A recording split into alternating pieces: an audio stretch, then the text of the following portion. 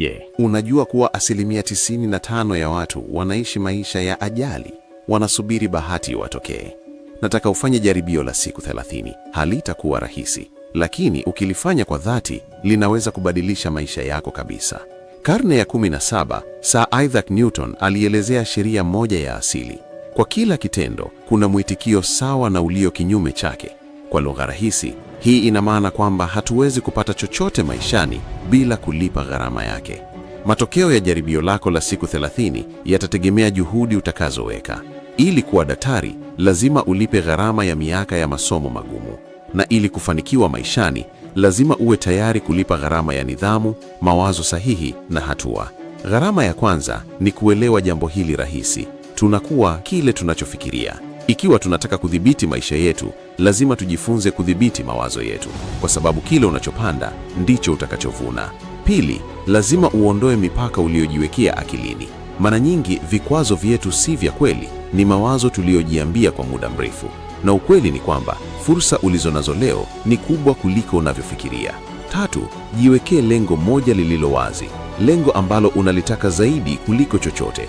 Liandike kwenye kadi ndogo, libebe pamoja nawe, litazame kila siku: asubuhi unapoamka, mchana unapopata nafasi, na usiku kabla ya kulala. Fikiria lengo hilo kwa utulivu na mtazamo chanya, kwa sababu polepole utaanza kuwa kile unachofikiria. Sasa tunafika sehemu ngumu.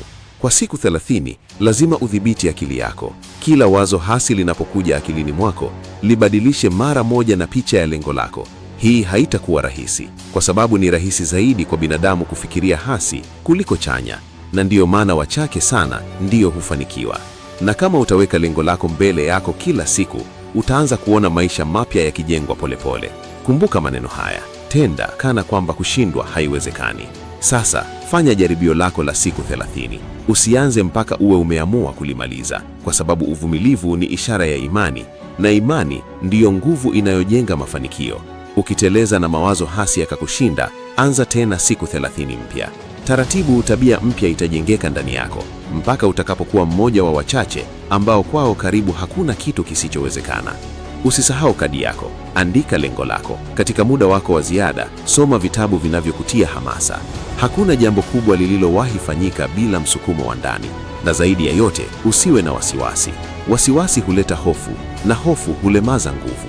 Kumbuka sheria hii muhimu: mafanikio hayaletwi na pesa. Pesa ni matokeo ya mafanikio, na mafanikio yanatokana na kiwango cha huduma tunayotoa. Hakuna mtu anayeweza kuwa tajiri bila kuwatajirisha wengine. Ukitoa zaidi, utapokea zaidi. Hiyo ndiyo sheria. Fanya jaribio lako la siku 30. Rudia tena na tena. Hatimaye utagundua maisha mapya kabisa. Milango ya wingi itafunguka. Utapata pesa, lakini muhimu zaidi, utapata amani. Utakuwa katika kundi lile dogo la watu wanaoishi maisha ya utulivu, furaha na mafanikio. Anza leo. Huna cha kupoteza, lakini una maisha ya kushinda. Ikiwa uko tayari kuanza jaribio hili la siku 30 leo, andika neno "naanza" kwenye sehemu ya comments. Hii itakuwa ahadi yako ya kwanza kwako mwenyewe.